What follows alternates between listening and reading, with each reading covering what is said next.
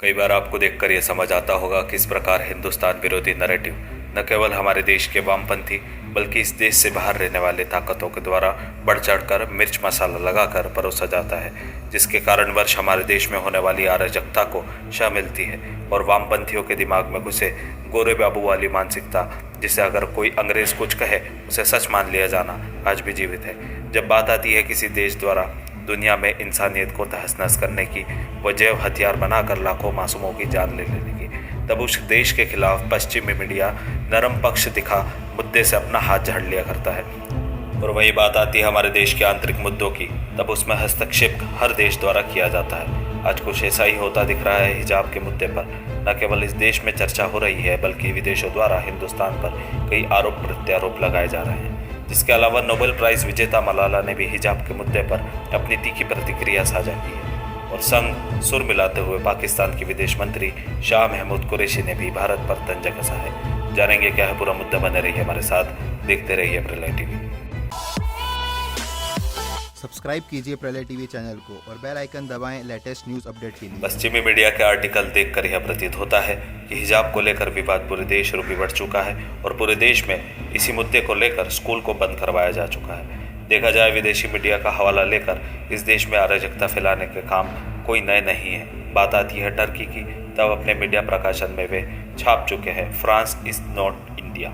इसका तात्पर्य कुछ इस प्रकार था, जैसे फ्रांस में हिजाब को प्रतिबंधित किया जा चुका था, उसी प्रकार से हिंदुस्तान ये नहीं कर सकता। इसके अलावा हमारे दुश्मन पड़ोसी मुल्क पाकिस्तान के विदेश मंत्री शाह महमूद कुरैशी इस मुद्दे पर हिंदुस्तान की सरकार, प्रशासन एवं स्टेट पॉलिसी पर कटाक्ष कर हिंदुस्तान में उपद्रव फैलाने की साजिश करते दिखाई देते हैं। हमारे देश के विदेश मंत्रालय द्वारा कभी भी इस प्रकार का बयान पाकिस्तान की आंतरिक मुद्दों के लिए साझा नहीं किया गया। एक वायरल वीडियो जिसे पाकिस्तान की रूलिंग पार्टी तहरीक-ए-इंसाफ द्वारा ट्वीट किया गया है। दरअसल पाकिस्तान द्वारा सोशल मीडिया का इस्तेमाल किस प्रकार हिंदुस्तान में अराजकता फैलाने के लिए किया जाए वे उसे बखूबी आता है, जिसका मुद्दा साफ साफ होता है, जिन्ना वॉज राइट। इसका मतलब है कि जब 1947 के बाद पाकिस्तान एक बार फिर हिंदुस्तान के अंदर ही बंटवारा करवाना चाहता है। जब बात आती है मलाला यूसुफजई की, तब उनके द्वारा पढ़ाई को लेकर स्वाट वैली खैबर पख्तूनख्वा में पाकिस्तान तहरीक-ए-तालिबान से भिड़ गई थी, जिस पर उन्हें नोबेल पुरस्कार से सम्मानित किया गया। उस पर उनका दोहरा चेहरा तब विश्व के सामने आता है जब वे हिंदुस्तान विरोधी बयान एवं कश्मीर की आज़ादी के लिए कई सारे ट्वीट्स डालती हैं। इतना ही नहीं, हिंदुस्तान के आंतरिक मुद्दों में भी हस्तक्षेप करने से बाज नहीं आती। हिजाब के मुद्दे पर अपने विचारों को साझा कर चुकी हैं, जिस पर साफ तौर पर देखा जा सकता है बिना किसी रिसर्च के वे यह बात कह रही हैं। पूरे हिंदुस्तान में हिजाब को लेकर विवाद बढ़ चुका है और पूरे हिंदुस्तान रूपी स्कूलों को बंद किया जा चुका है, जो सरासर गलत है। पर जब बात आती है मलाला द्वारा पहले दिए गए बयानों की, जिसमें वे हिजाब के पर टिप्पणी करते हुए दिखती है, जिसमें वे इस चीज़ की आलोचना कर चुकी है।